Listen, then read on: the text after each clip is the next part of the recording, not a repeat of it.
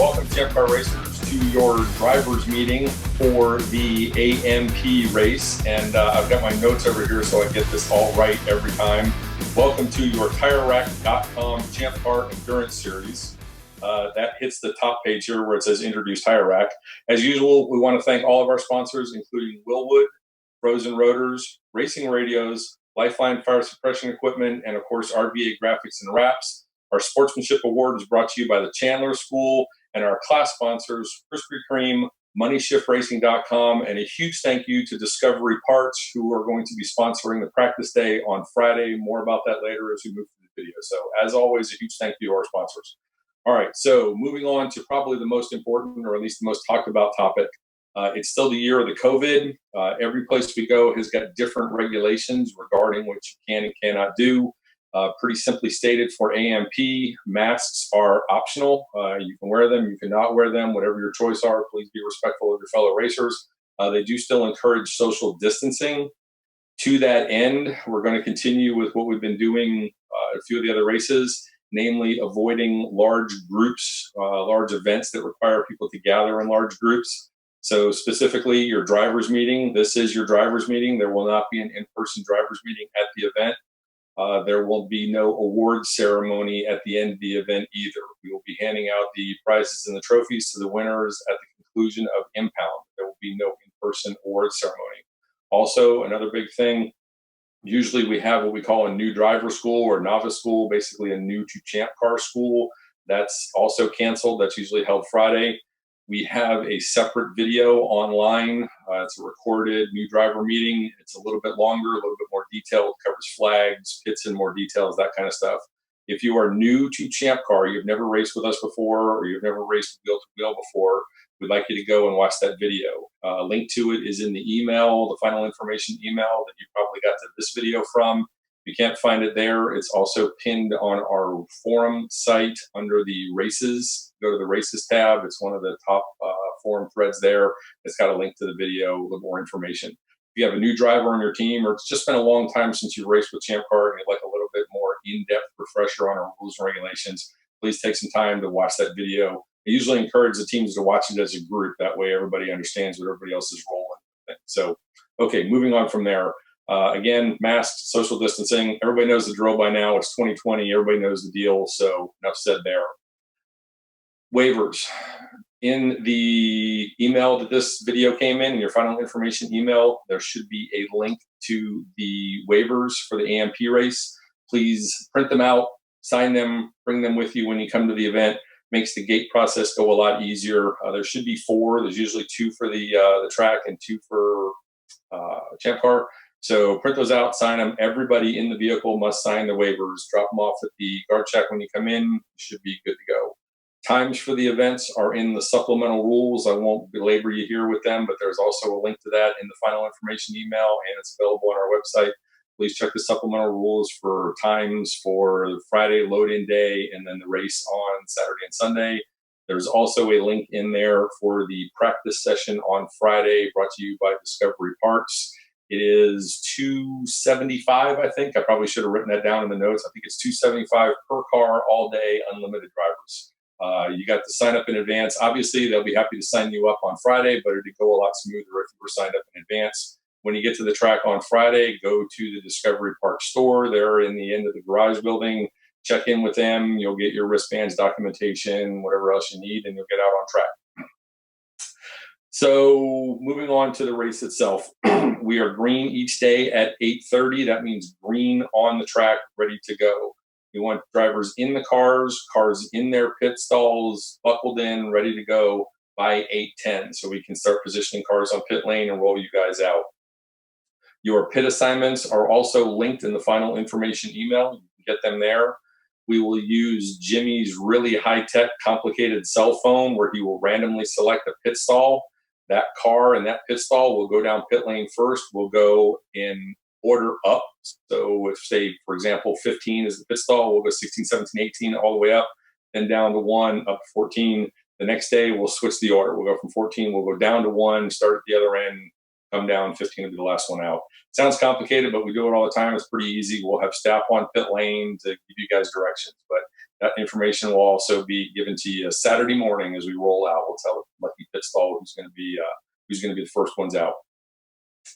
During the race, probably a good time to talk about flags just quickly. Again, if you want more information, please watch the new driver video. But just a couple reminders on flags. We display flags two ways. We display flags waving and standing. A standing yellow is 70% race speed, no passing. Waving yellow is 50% race speed, no passing. Remember, we use line of sight rules. That means if you can see the flag, that flag is for you. Obey the speeds, no passing from the time you see the flag till you get past the incident and you can see the next flag station and see that the next flag station has no flag out, then you can go back to racing. That means no side-by-side stuff, no positioning, no starting the passes, any of that kind of stuff. I've heard a variety of things from other clubs or other organizations, and that's fine for them. But for us, no passing means nose to tail, line of stern, no side-by-side stuff. Get in line, stay away from the incident, stay opposite side to whatever the incident is, stay opposite side of the service vehicles, get past the incident, then you can go back to racing. Again, bears repeating, no passing from the time you see the flag until you're past the flag station, past the incident, and you can see that the next flag is clear, which leads me to double yellows. A double yellow is a standing yellow, right? Unless it's actually in the incident where they'll have a waving yellow, but double yellow flags are displayed as two standing yellows, which means 70% race speed, no passing. It also means we're going to put the pace car out. If you are the leader of the race, congratulations, I'm happy for you, you're the leader of the race. Please know that you are the leader of the race when you see the double yellow flags and look for my pace car coming off pit lane. Please do not race my pace car coming off pit lane. Jackie really, really likes to go fast. I think she's driving her own car at this event, which, if I'm not wrong, is a twin turbo BMW, and she will race you. But please don't make her do that, all right? If you're the leader of the race, be looking for the pace car. If you are not the leader of the race and you see double yellow flags, you should see something out your windshield, like another car. Pack up to the car in front of you. If we have to put the double yellow out with a pace car, it means I have an incident on the track that I need to clear, and it means I need track space. So please catch up to the pace car, catch up to the car in front of you so I can get plenty of open space. We can clear the incident and get you guys back to racing as soon as possible. That's what you came to do. So remember, double yellow, 70% race speed, no passing, but catch up to the car in front of you. If you're looking out your windshield and you don't see anything, you need to catch up to the field. It's that simple. Pit stops.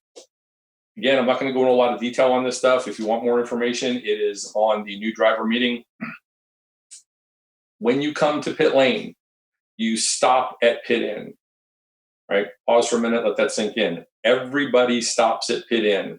We'll put a timer on your car, and we'll send you down to wherever you're going to do, whether you go behind the wall, go to your pit stop, whatever you are going to do. You proceed down pit lane at pit lane speed, which is 20 miles an hour for this event. You do whatever you're going to do in your pit stall. Take fuel, change drivers, both, go behind the wall, have lunch, anything. You get back and you're ready to go back out on the track. You proceed down to pit out. Excuse me. Everybody stops at pit out. I don't care why you were on pit lane. Everybody stops at pit out. The person at pit out will check your timer to see if your 5 minutes are up. They will do a courtesy check of your safety equipment. When I say courtesy check, they will do a quick visual inspection. They're going to want to see your driver wristband and make sure the window net is up, make sure your safety gear looks like it's put on properly, your Hans devices are underneath your seatbelts properly, your seatbelts are buckled. Here is my gigantic liability statement. It is you and your team's responsibility to buckle your driver into the car safely, not Champ Cars, not the person at pit out. Your responsibility. Which that means is if the person at pit out can quickly help you solve a problem with your safety equipment to where you're satisfied with it, they will let you go. If there's something they can't solve or they don't feel comfortable solving, they're going to turn you around and send you back to your pit. So make sure you take a little extra time on your pit stop to get your driver buckled in properly. Make sure you have your wristband on your left wrist so you can show it to the person at pit out. And make sure you have a current Champ Car safety decal on your helmet. If you do not have these things properly set up, they will turn you around and send you back to your pit stall. It's going to cost you time in the race, and it doesn't make anybody happy. Take a little time on the pit stop. Make sure these things are done properly before you send your team down there. On the 5 minutes, Remember, the 5 minutes only applies if you take fuel. If you did not take fuel, you do not have to stay 5 minutes, but it's your responsibility to tell the person at pit out that you did not take fuel.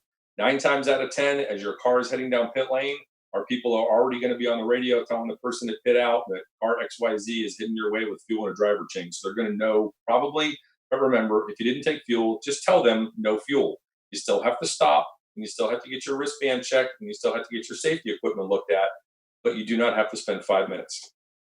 You must spend 5 minutes on pit lane if you take fuel. Taking fuel is simply described as if you open the fuel system. Once that gas cap comes off the car, it's considered a fuel stop, and you have to spend 5 minutes on pit lane. Remember that everybody who goes over the wall in the pit stop must be in full safety gear, head to toe. The same equipment you would wear if you're driving in the car. SFI or FIA approved equipment. Socks, suit, balaclava if it's required, gloves, full face helmet with a visor down. Everybody over the wall, all 5 people over the wall, that's your limit, 5 max. Everybody over the wall during the pit stop must be in full gear. The only thing that's not on that list I just read off was shoes.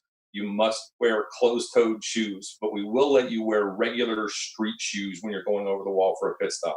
I understand your driving shoes are expensive, not really made for running around and slipping on pit lane. Don't want you to damage them, but you must wear some sort of closed-toed, laced-up shoes. So everybody over the wall in full gear. The number one, hands down by a factor of 10, problem that we see on pit loading is visors up. You guys are getting ready, you got your helmets on, you're waiting for your car to come in, you got the visor up so you can breathe. I know, I've done it. The car comes in, you jump over the wall, you start doing your thing, and you forget to put the visor down. If you see one of my pit marshals come along and give you one of these things, it just means close your visor and get on about your business. Remember that my pit marshals are there to try to help you have a successful, fun, and safe race. Nobody is looking for a reason to try and find something wrong with your pit stop or try and penalize you or ding you in any way. We want you to have fun. We want you to have a good time. Most importantly, we want you to have enough fun that you come back and race with us again. So the pit marshals are there to try and help you. If they're giving you a hand signal for something, just straighten out whatever it is. For the equipment over the wall, during a pit stop, you are allowed 1 person handling fuel jugs, 1 jug over the wall at a time, 5-gallon jugs with a hose directly into the fuel tank in the car. No funnels. Remember, 1 jug over the wall at a time. 1 person with a fire extinguisher, a 10-pound ABC dry chemical fire extinguisher with the pin pulled and the device charged. If the gauge on the side doesn't say it's charged, probably not charged. Isn't going to do you any good. Take a minute to check that. You'd be surprised how many of them get bumped in trailers, get bumped in the pit lane, you name it. With the pin pulled, charged fire extinguisher, ready to go. As I mentioned in the other video, I want you far enough back from the car that if something happens, you can spray down the fire and you're not in it yourself. You need a 3-inch hard-sided drip pan underneath where you're taking fuel in the car, underneath the gas cap area. So if something drips onto the pan, it'll go into the pan. Get that stuff back over the wall, get the gas cap back on, fuel stop is over, then you can do whatever else you need to on the car. Remember that during the fuel stop, from the time the gas cap comes off, the gas cap goes back on. The only thing you can do is change the driver. That's it. Those are the other people in your fuel stop. So somebody handling fuel, somebody with a 10-pound ABC dry chemical fire extinguisher charged and ready to go, 1 person to help the driver in the car, and the driver out of the car. Those are the only people you're allowed to have over the wall, and those are the only things they're allowed to do. Got somebody extra over there, driver out, they're just standing there and they're not helping, please ask them to get back over the wall. Those are your 5 people. After the gas cap goes back on and all the flammable stuff goes back over the wall, drip pan and a half-empty gas can, get it back over the wall, get it out of the way, then you can do whatever else you want to the car. You can change the pool suit water, you can change cameras, you can do whatever you want to service on the car. But the only thing you can do while the gas cap is off is change the driver. That's it. More information on the pit stop, again, watch the new driver video link somewhere else in this email, either above it or below it, somewhere down there. And I've been asked to remind folks again on the closed-toed shoes thing, no open-toed shoes on pit lane anywhere. If you're on the pit lane, please have closed-toed lace-up shoes. No flip-flops, no heels, that kind of stuff. We see a lot of people wandering around on pit lane. I know you're just down there visiting your friends and your family and whatnot, but please have closed-toed shoes down there. All right. So again, if you guys got any questions, email me, find me at the track. Happy to answer any questions. Again, a huge thank you to our sponsors, and I look forward to seeing you guys in Georgia. So thanks for your time.